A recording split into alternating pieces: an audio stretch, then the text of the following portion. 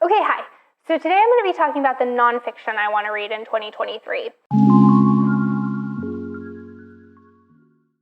So I am having a mood reading year, so creating a list of the books I want to read in 2023 doesn't really feel like that, but hear me out. So I'm trying to incorporate, or I have been trying to incorporate over the last few years, more nonfiction into my reading. But where I can really mood read fiction, and I kind of always have a pulse on fiction I want to pick up. I have that less with nonfiction, and I like to kind of create a confines to be able to pull nonfiction from, where I go, oh, I want to not read a nonfiction book, and I have a list. So I did this in 2022, and I think I made 22 books I wanted to read in 2022, and I want to say I got to let's see how many I got to. I can actually look this up. My spreadsheet is opening. I got to 16 of them, and my goal was 12, so my goal was to read half. So it's more just a group of possibilities of books I want to pick up. And so I like to get a little focus to my nonfiction reading. I tend to read a lot of social justice nonfiction about issues that I'm less familiar with. A lot of my reading so far has been US-centric. I'm trying to kind of expand that a little bit and read more internationally in this space.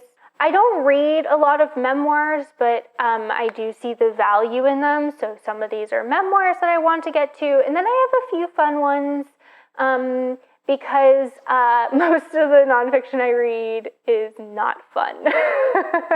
It's learning about the atrocities of humans in the world. So now let's jump into my 2023 list, which is quite long, and it is a pile of possibilities. I do not intend to read all of these in the year of 2023, but I want to have a list to go off of when I choose to pick up my nonfiction. Okay, so the first one on my list is Violent Borders, Refugees, and the Right to Move. 40,000 people died trying to cross international borders in the past decade, with the high-profile deaths along the shores of Europe only accounting for half of those grisly totals. In Violent Borders, Rhys-Jones argues that these deaths are not exceptional, but rather the result of state attempts to contain populations and control access to resources and opportunities.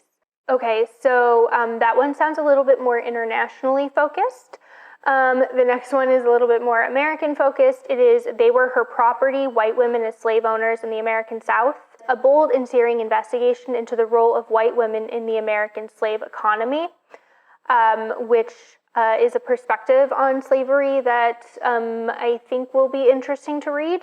The next one is Revolting Prostitutes, the Fight for Sex Workers' Rights. This one I think I first heard about on Rosie's channel. And so this is authored by two sex workers and explains what each law does in practice to those that work, laws around sex work, selling sex, buying sex, running a brothel, that type of thing. So a perspective that I haven't read much from. I think it's really important to understand how sex workers are treated by society, because it is not really, what do I want to say? It's not a keystone area. That's not the word I want to use, but it's indicative, how people treat sex workers is fairly indicative of how society treats its people generally. The next one is an essay collection, Making Love with the Land by Joshua Whitehead. So Joshua Whitehead is First Nations, and he is Two-Spirit. And I've read his, I want to say, debut novel, and this is an essay collection that's a personal essay collection, a moving and deeply personal excavation of Indigenous beauty and passion in a suffering world. I wasn't the biggest fan of his fiction, but I read a short story collection that he was the editor of, and I really loved his introduction into it. So I'm thinking that his nonfiction writing is going to jive with me a little bit more. The next one, a US focused one, is How to Hide an Empire: A History of the Greater United States. It's a path-breaking history of the United States overseas possessions and the true meaning of its empire. I think that when I was in school, we learned a lot about the British Empire and how the sun never really set on the British Empire. I don't think it's like very common knowledge that the United States has its own kind of empire around the world, different colonies, different territories. And I know that my view of this is fairly lacking, so I would like to gain a little bit of more understanding in this context. Okay, the next one is more like this one isn't a social justice one as much, so this is Empire of Pain, The Secret History of the Sackler Dynasty. So this talks about 3 generations of the Sackler family. They are one of the richest families in the world. The sources of the family fortune, once vague, however, it was emerged that they were responsible for making and marketing OxyContin, which we kind of, I'm assuming all know the devastating effects that has on the United States. I'm not sure impacts elsewhere in the world. So yeah, this is more of like an investigative reporting type of book. So interested in reading that. It's not on a happy subject, but I have a feeling it'll be less depressing than some of these. Okay, so then the next one is Exterminate Them, Written Accounts of the Murder, Rape, and Enslavement of Native Americans During the California Gold Rush. I grew up in California. I grew up obviously knowing about the gold rush, reading it through the lens of it being a boon to the place, bringing wealth, bringing from sea to shining sea, that type of thing. So kind of reading about how indigenous people were impacted by that, I think is a perspective that I would like to understand a little bit more of. Okay, next one is more global. So this is How Europe Underdeveloped Africa. The decisiveness of the short period of colonialism and its negative consequences for Africa spring mainly from the fact that Africa lost power. Power is the ultimate determinant in human society, being basic to the relations within any group between groups. I have not read any nonfiction accounts of this. I've mainly kind of experienced this lens through fiction writing, like reading books written by African authors. I don't think I've read a book written by an African author that takes place in Africa that doesn't talk in some way about colonization and the impacts that had culturally in the space. So I've read many fictional accounts, but I haven't actually read the nonfiction, like have like a good understanding of like what that looked like. Okay, the next one, The Rape of Nanking, The Forgotten Holocaust of World War II by Iris Chang. In 1937, the Japanese army invaded the ancient city of Nanking, systematically raping, torturing, and murdering more than 300,000 Chinese civilians. This was fictionalized in the Poppy War, and I actually didn't know it happened until I was reading reviews of the Poppy War that talked about that. So hence me wanting to learn about it. It's wild, the things that you, at least for me, the things that it's like, how I went to school. Like, how did I not know these things? Okay, next one, Hidden Valley Road, Inside the Mind of an American Family. This heartrending story of a mid-century American family with 12 children, 6 of them diagnosed with schizophrenia, that became science's greatest hope in the quest to understand the disease. Fairly self-explanatory. I have a coworker who read this and said it was pretty good. We generally have pretty similar reading tastes when it comes to nonfiction, so I trust her judgment. Okay, next one, The Age of Surveillance Capitalism, The Fight for a Human Future at the New Frontier of Power. So it says, the challenges to humanity posed by the digital future, the first detailed examination of the unprecedented form of power called surveillance capitalism, and the quest by powerful corporations to predict and control our behavior. I haven't really, we all kind of experience capitalism our whole life kind of revolves around it. So actually, like, I'm in like surveillance capitalism. I'm not one of those people that's like super scared about corporations like gathering my data. But like I would like to know like a little bit more, you know? Okay, this is like the fun one on the list. This is The Dragon Behind the Glass, a true story of power, obsession, and the world's most coveted fish. A journalist's quest to find a wild Asian arowana, the most expensive aquarium fish, takes her on a global tour through the bizarre realm of ornamental fish, hobbyists, to some of the most remote jungles on the planet. I just needed something like fun, you know? I needed like a little light on this list. Okay, next one is a memoir, A Still Life by Josie George.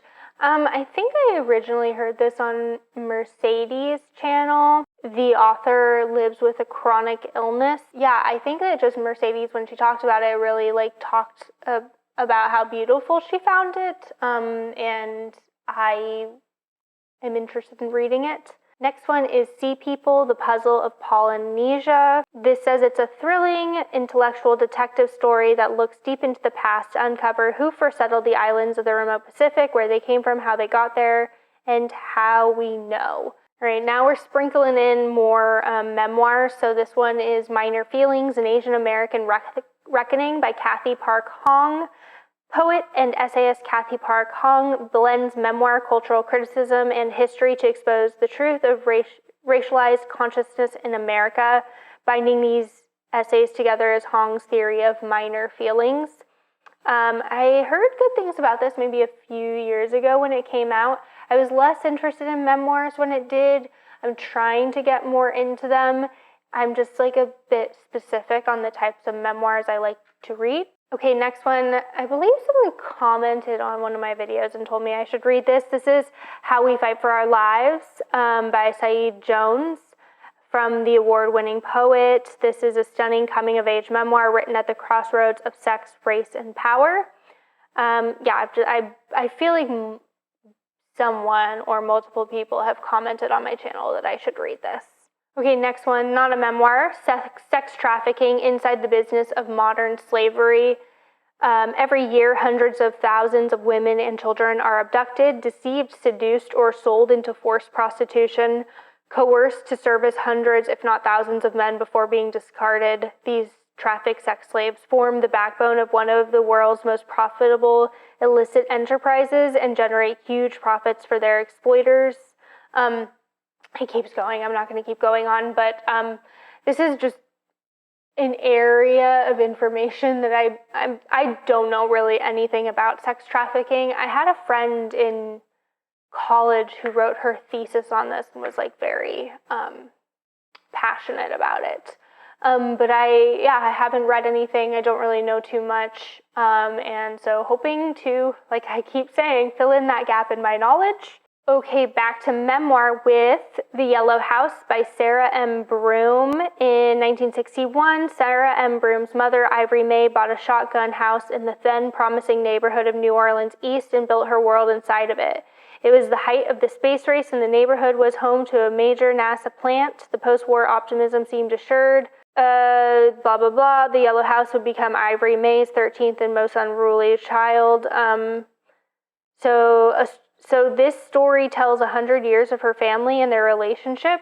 I, again, saw this have a lot of have popularity when it first came out. I've always had my eye on it and been interested in reading it, but I have not done so yet.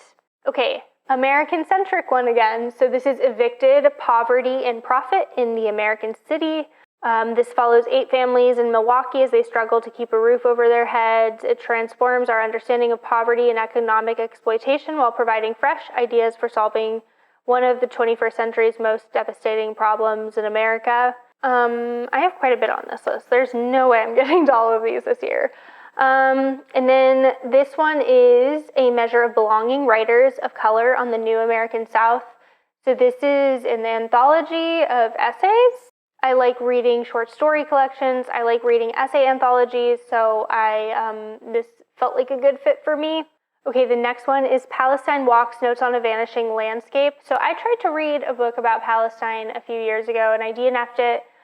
It was just like, it sounds silly, but it was just too like facty for me. It was like, this person did this, and this person did this, and this person did this. I don't really like that type of nonfiction. I more prefer like ideas. Obviously you have to have facts to back those up. But I like when they build something, and it was not really doing that. So I looked into this one afterwards, and this seemed like it had the potential to be more of what I was looking for. Okay, the next one is Gathering Moss. This is by Robin Wall Kimmerer, A Natural and Cultural History of Mosses. I read her other book, Braiding Sweetgrass. It was really great. I've heard good things about this as well, although it's not as like widely read or as popular, but I'm looking forward to reading this at some point. And then the last one is another memoir. This one I've had recommended to me in my comments as well, and this is Heavy by Keith Slayman. In this powerful and provocative memoir, genre-bending essayist and novelist explores what the weight of a lifetime of secrets, lies, and deceptions does to a Black body, a Black family, and a nation teetering on the brink of moral collapse. I do really appreciate, I think there's a few like this for the memoirs that like are about the memoir itself, but also connect to like things happening around them or like connect it to a cultural context. I really love that like blend that can be achieved, where you're learning about someone's life and then learning like contextualizing that into something within culture, or like a better understanding or a broader understanding or a broader idea. I'm not explaining this well, but a book I can think of that does this is, now I can't think of it. It's by Emma DeBerry. I'll put it up here. She does a really great job of blending memoir with like Black hair culture. That's the whole list. So let me know if there are any of them on the list that you have read that you would recommend me picking up earlier on. Leave that in the comments below, and that is all I got. So until next time, happy reading.